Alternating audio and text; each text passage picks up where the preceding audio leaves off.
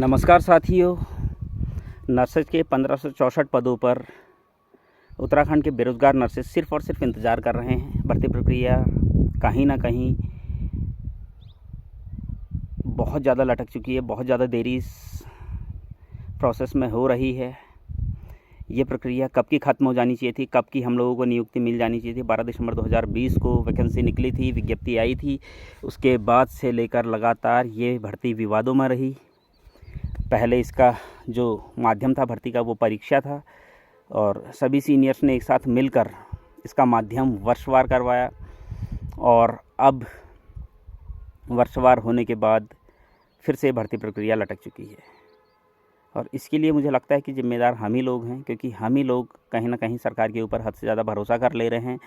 हम ही लोग सरकार के ऊपर आंख बंद करके भरोसा करके अपने अपने घरों में बैठ चुके हैं, जबकि सरकार कहीं ना कहीं हमको क्या कर रही है, ठगने का काम कर रही है, छलने का काम कर रही है। सरकार को अगर ये भर्ती करानी होती तो अभी तक इस तरह से इस भर्ती प्रक्रिया को लटकाया नहीं जाता। किसी से भी कुछ भी पूछो तो कोई सटीक आंसर नहीं मिलता है। आप सचिवालय पता कर लो, आप डीजी हेल्थ पता कर लो, सब यही बोलते हैं कि हमें कुछ नहीं पता है। और भर्ती प्रक्रिया अगर मंत्री जी से बात की जाए तो मंत्री जी एक ही चीज़ बोलते हैं, भर्ती प्रक्रिया बहुत जल्द पूरी हो जाएगी। वो बहुत जल्द कब आएगा? कई बार मुख्यमंत्री जी से भी मुलाकात कर ली गई है। मुख्यमंत्री जी भी कहते हैं कि जल्द से जल्द भर्ती प्रक्रिया पूरी कर ली जाएगी, लेकिन वो जल्द से जल्द कब आएगा? क्यों ये भर्ती प्रक्रिया पूरी नहीं हो रही है? ऐसी क्या वजह है कि आज तक ये भर्ती प्रक्रिया यूं ही लटकी हुई है? तो साथियों, हमको समझना होगा कहीं ना कहीं क्या है, हम लोग ऐसे फंस चुके हैं। इतना लंबा आंदोलन करने के बाद, सब कुछ हमारे पक्ष में आने के बाद भी आज ये भर्ती प्रक्रिया पूरी नहीं हो रही है। साथियों, छोटे छोटे दलों में कम से कम 5 या 6 लोग एक ग्रुप बनाकर लगातार स्वास्थ्य मंत्री जी से और मुख्यमंत्री जी से मिलें, दबाव बनाएं, ज्ञापन दें, जिस तरह की जगह जगह दिए जा रहे हैं कि कब ये भर्ती होगी। और उसके बाद तुरंत जब हमें लगे कि हाँ कोई रिस्पॉन्स ही नहीं मिल रहा है, तो हमको उसके बाद फिर तुरंत देहरादून कूच करना चाहिए, एक बड़ा आंदोलन करना चाहिए, एक ऐसा आंदोलन जिसके द्वारा कि ये भर्ती प्रक्रिया पूरी की जा सके, मेडिकल कॉलेज के 1400 पदों को जल्द से जल्द निकाला जा सके।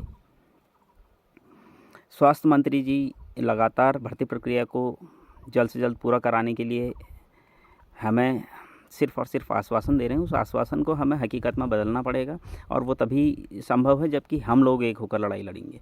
ऐसा नहीं कि अगर कोई आह्वान कर रहा है तो 10 लोग उसका विरोध कर दें या फिर कोई जाए ना। जिस तरह सुशीला तिवारी की घटना में एक भी सुशीला तिवारी का स्टाफ बाहर नहीं निकला, बहुत अफसोस की बात थी, बहुत शर्म की बात थी स्टाफ के लिए कि अपने ही साथी के लिए आप लोग बाहर नहीं निकले। इससे ज़्यादा शर्म की बात और क्या होगी? इतने सीनियर वहाँ पर हैं, बहुत बड़े बड़े सीनियर हैं जो बहुत बड़ी बड़ी बातें करते हैं, जो छोटी छोटी सी बातों में देहरादून तक पहुँच जाते हैं। लेकिन अपने ही साथी को जब डॉक्टर द्वारा पिटता हुआ देखा और उसकी इतनी पिटाई के बाद भी वो लोगों ने ना कार्य बहिष्कार किया, ना इस बारे में एक शब्द बोला। वैसे तो कुछ भी होता है तो वो सबसे आगे आ जाते हैं, लेकिन अभी जिस तरह से वो लोग चुप्पी साधे हुए हैं, तो कहीं ना कहीं ये बहुत ही निंदनीय है और प्रोफेशन के लिए ये बहुत ही शर्म की बात है कि एक ही प्रोफेशन के होते हुए इस तरह से अपने साथी का साथ ना देते हुए आप लोग अपने अपने काम में बिजी रहे। किसी ने भी कार्य बहिष्कार नहीं किया, जो गलत था। गौरव हमारा ही साथी था और उसको जब तक न्याय नहीं मिल जाता तब तक कम से कम आप लोगों ने कार्य बहिष्कार करना था। चलिए कोई बात नहीं, अभी नहीं किया।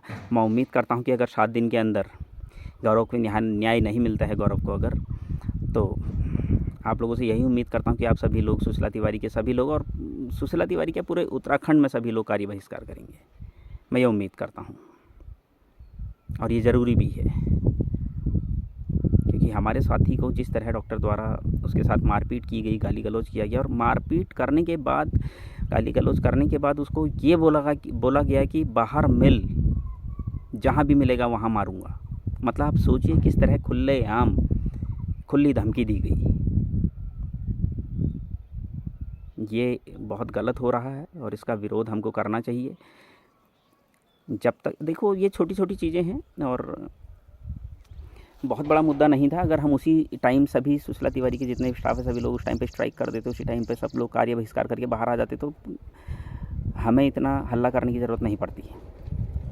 उसके खिलाफ उसी समय कार्रवाई हो जाती है। लेकिन कहीं ना कहीं हमारी गलतियों की वजह से जो है गौरव को इतना इंतज़ार करना पड़ रहा है न्याय के लिए, और वही हमारी कमियां हैं जिसकी वजह से ये भर्ती प्रक्रिया में भी हमें इतना इंतज़ार करना पड़ रहा है। हम ही लोग एक होकर कोई भी लड़ाई नहीं लड़ रहे हैं। ये अगर हम लोगों में यूनिटी होती, हम लोग अगर एक होकर लड़ाई को लड़ते, तो क्यों आज हम इस तरह से घरों में बैठे होते। आज हम भी स्थायी रोज़गार हम लोगों को भी मिल चुका होता। तो ये हमारी कमियां हैं जिसका फ़ायदा सरकार उठा रही है। मैं आप लोगों से एक ही निवेदन करना चाहता हूँ कि इस तरह से बिखर कर रहने से हमको सिर्फ़ और सिर्फ नुकसान हो रहा है, कोई फ़ायदा नहीं है। हम लोगों को एक होकर आगे आना होगा, हम लोगों को एक होकर लड़ाई लड़नी होगी। जब तक हम एक होकर लड़ाई नहीं लड़ेंगे तब तक हमें स्थायी रोज़गार मिलना बहुत मुश्किल है। हम बटे हुए हैं। क्यों हम जब कोई भर्ती प्रक्रिया पूरी करवाने के लिए आगे आता है तो क्यों उसके साथ खड़े नहीं होते हैं, ये बहुत बड़ा सवाल है। आप लोगों से सिर्फ़ और सिर्फ एक निवेदन कर रहा हूँ, सभी लोग एक होकर इस भर्ती प्रक्रिया को अगर पूरा करवाना चाहते हैं तो सब लोग एक होकर इस लड़ाई को लड़िए। मेडिकल कॉलेज के 1400 पदों पर भी जल्द से जल्द भर्ती प्रक्रिया शुरू होगी, लेकिन उसके लिए हम सब लोगों को पहले एक होकर आगे आना होगा। जब तक हम एक होकर आगे नहीं आएंगे तो आप समझिए भर्ती प्रक्रिया पूरा होना असंभव है। धन्यवाद।